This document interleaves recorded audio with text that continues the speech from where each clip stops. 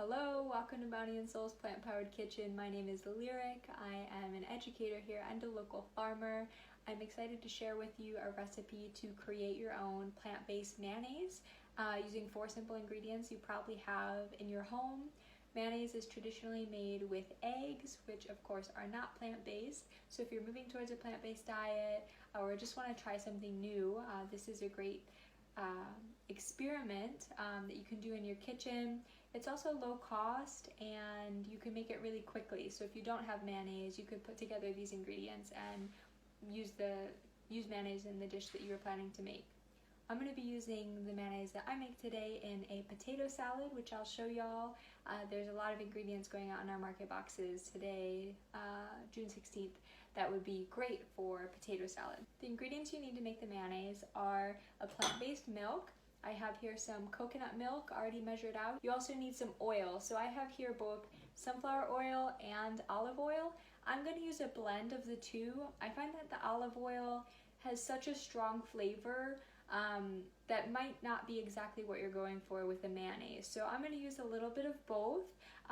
When choosing your oil, try to choose an oil that is of higher quality. So look for oil in dark bottles can be a good indicator. When oil is exposed to light for a long time, it can start to break down some of the molecules in the oil and make it harder for your body to digest and absorb the nutrients in that oil. Oil also varies in quality based on how it's processed, so look for terms like cold processed or unrefined. That's going to be a purer oil than something that's highly refined and highly processed, and different components of that oil have been stripped away in the process.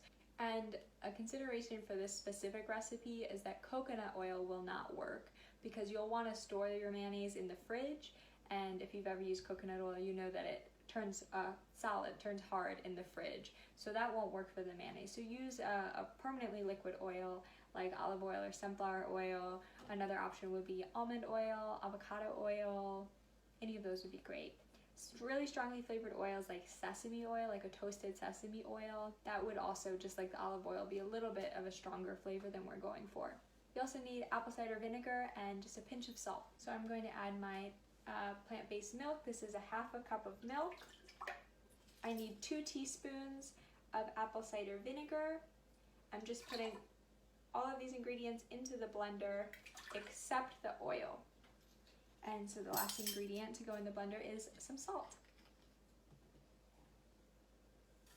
I'm going to blend this for just about 10 seconds. Just enough for those ingredients to combine. Now I'm going to run my blender on low and I'm going to drizzle in the oil while the blender is running. That's going to help the oil really mix and emulsify with the liquid of the milk. Another tip to help your oil and your milk blend is to use room temperature milk. So I'm measuring out my oil so I can drizzle it into my blender. Like I said, I'm using a blend of the olive oil and the sunflower oil. I would say I'm using about 3/4 cup sunflower oil and then 1/4 cup olive. You can play around with some proportions for yourself, but overall you want 1 full cup of oil. I can see my mixture started to thicken after blending in the oil slowly. Now I'm going to blend it on high until it looks like it's gotten really nice and thick. So here is my finished mayonnaise. You can see it didn't get quite as thick as I was hoping.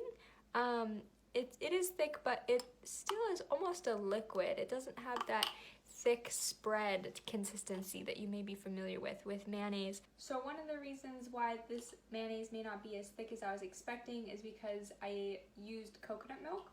If you use soy milk, it has natural emulsifiers in the actual soybeans that are going to help it thicken. Likewise, if you use store-bought milk that comes in a carton, like almond milk or coconut milk that comes in a carton, it probably has an ingredient called sunflower lecithin, which helps things thicken as well. I used coconut milk that came out of a can, which didn't have any thickeners whatsoever. So that's okay. I'm still going to use it in my potato salad. I have my boiled potatoes already ready to go in my bowl. I'm going to add some chopped radishes and radish greens. These are from my garden. They're going to add some nice color. And potato salad is really forgiving. You can be really creative with it. I'm going to add some chopped yellow onion and some chopped green onion, and that's gonna offer some nice color and flavor. With traditional potato salad, you may shave carrots or radishes or chop celery or pickles or cucumbers. There's really limitless possibilities. So figure out which vegetables you like, maybe experiment with some new vegetables from your market box, toss it in a bowl and add a little bit of mayonnaise. I'm just gonna add a little bit of this at a time and then stir it around to see how much more I need.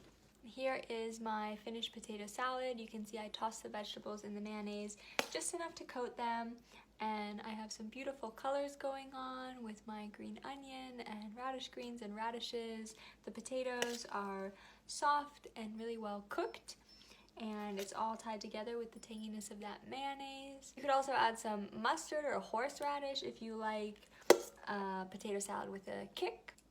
I'd love to see what you create.